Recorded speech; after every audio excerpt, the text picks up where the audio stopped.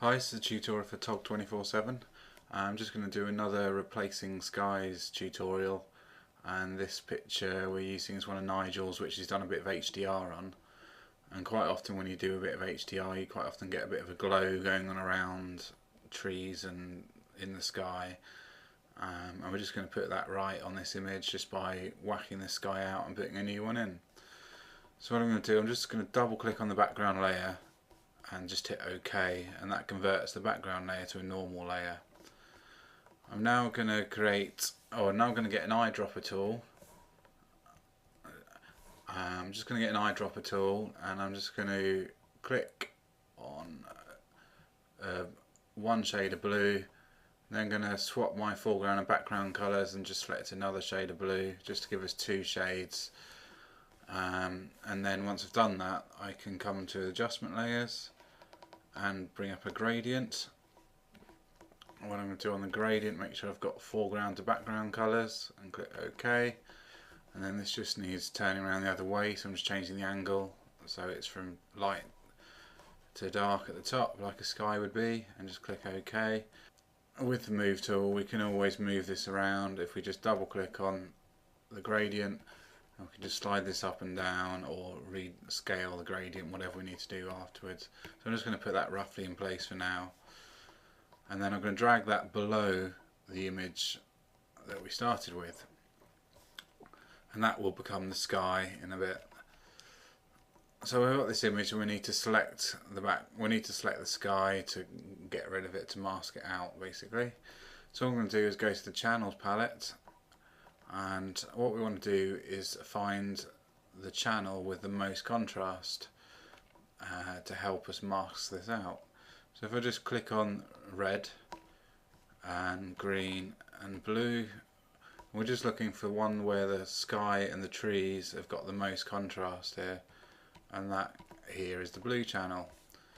So once I've found the channel with the most contrast, I'm going to duplicate it by dragging it to the new layer icon, and that gives me blue copy. Now what I'm going to do is going to increase the contrast on this channel even more by going to Image Adjustments, Levels.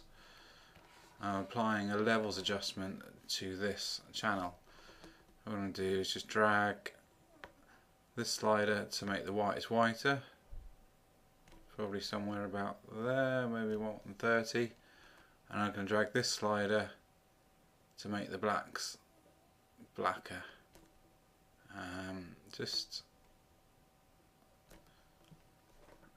Just so we've got a nice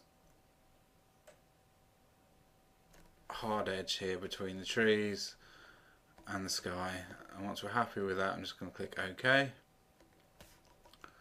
Now what I'm going to do is click back on RGB, and now we're going to load this blue copy that we've just made as a selection. I'm going to do that by holding the Command key down on a Mac or Control on Windows, and just hold the key down and put my mouse over the little thumbnail and click, and that will load that as a selection.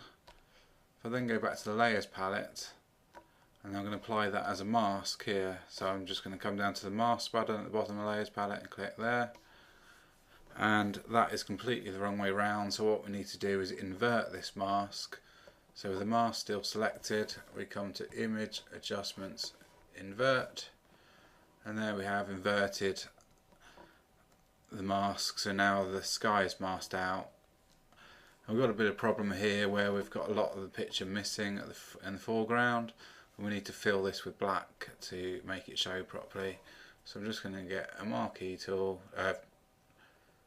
Just this would do as a regular marquee tool. I'm just going to draw a selection just fairly close, but not too close, and all the way around the picture and back to there, and then I can go to Edit, Fill with White, click OK, and then I can deselect that region, and there we go. We've changed just the sky in the background there, and now, like I said, we can double click on this gradient fill and we could just drag the sky around if we wanted to just lighten it up or something. And that's about it.